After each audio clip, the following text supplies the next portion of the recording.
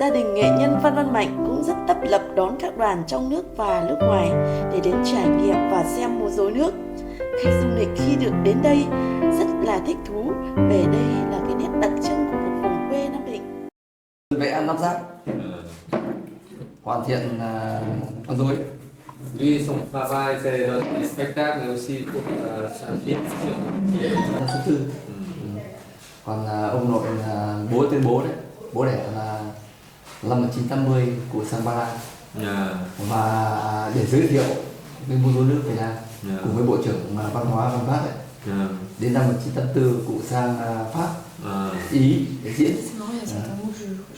Đấy là cái hoạt động của cụ Việt Nam.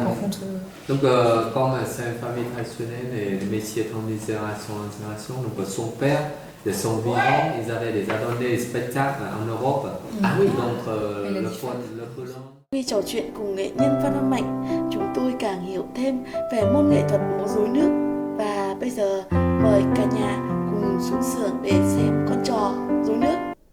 Ça, c'est un licorne. Il y a des spectacles, j'en avais mis dans ma story. C'est des gens qui se mettent en dessous là, qui sautent et qui vont. Oui, mais ça, c'est la Dame Thérèse, d'accord. Ils ont porté le chapeau de licorne, ils ont dansé, mais ça vient de Chine. Si on danse,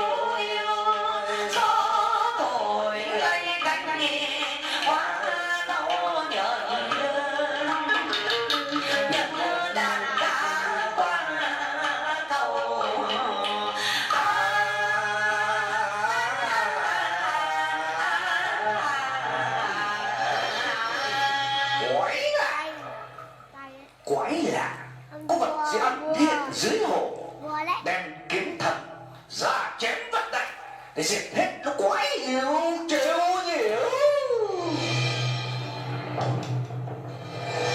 Xin hãy dâng hương thưa nhà đất nước đã thành bệnh ta mong lành lạnh vương xin nhà hãy hoạt lại hiếm hiếm về xưa.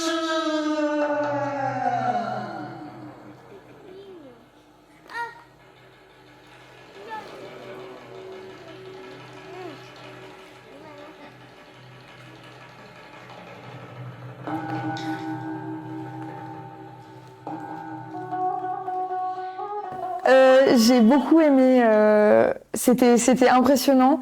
Je sais qu'il existe la même chose à Hanoï, j'ai pas eu l'occasion de le voir encore, mais j'ai hâte parce que ça m'a vraiment donné envie de continuer à voir des spectacles et c'est impressionnant de voir à quel point ils arrivent à jouer avec le bois et on croirait presque que c'est vivant. Donc, si vous avez l'occasion de revenir ici, vous avez encore à nouveau de regarder Marinette sur l'eau ici, sur le pays natal, ici c'est Nam Định.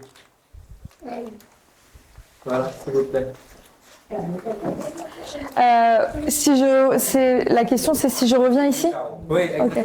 Si je reviens ici, je reviendrai voir des spectacles de marionnettes et j'ai eu l'occasion de voir comment ils étaient fabriqués et ça c'était vraiment génial de voir la fabrication, de passer de fabrication à réalisation à on va dire à mise en scène, donc c'était vraiment génial. Xin cảm ơn.